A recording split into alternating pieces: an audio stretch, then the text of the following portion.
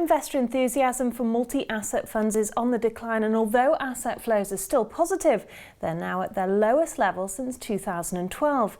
Is this a new attitude to risk? With me to discuss is Guy Fraser-Sampson. Well, Guy, why are multi-asset funds losing traction? I think the problem has been that multi-asset class funds, as opposed to individual portfolios, are notoriously difficult to put together. They're especially difficult to put together in a cost-effective way and in a way which gives you proper, realistic coverage of the underlying asset classes. So I think the lesson that certainly I have drawn from this is that if you want to do multi-asset class investing, you must invest in having the resources to do it yourself in-house.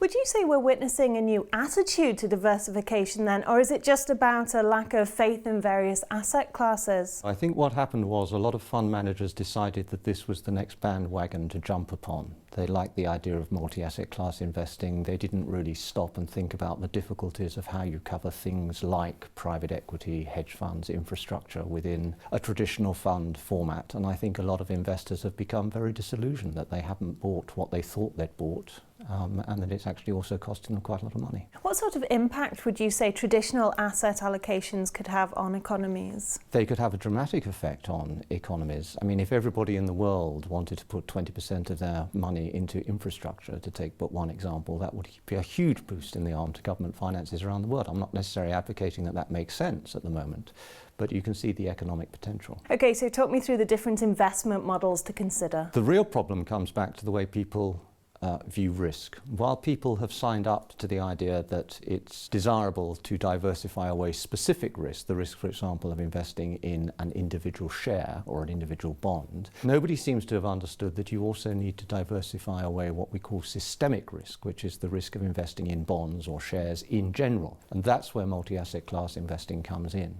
And I'm not really aware, having done consultancy and looked at many investors around the world, it's difficult to find even a single one if you ignore somebody like the East Coast college endowments. It's very difficult to find anybody who's operating a genuinely multi-asset class model. So when it comes to building and maintaining a diversified portfolio, what would you say is the key? The key is you've got to recognize that some of these asset classes are very difficult to invest in effectively, and if you want to do it and do it properly, you've got to be prepared to invest in the resources in-house, the expertise and the experience in-house, and the right processes and procedures. A lot of people unfortunately go into this blind.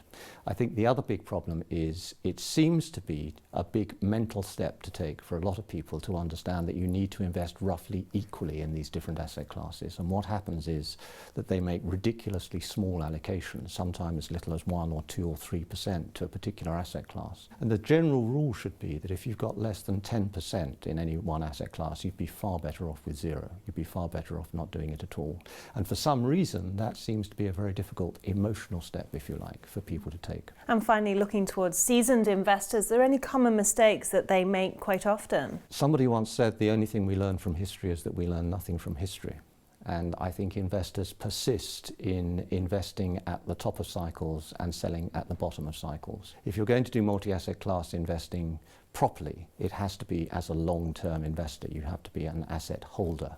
And that strongly implies that any time returns go down or asset values go down, you buy more of that asset, not less. If you do the opposite, which is what a lot of investors, particularly pension funds, have done in the past, you're simply crystallizing losses, and that's not a terribly good investment strategy.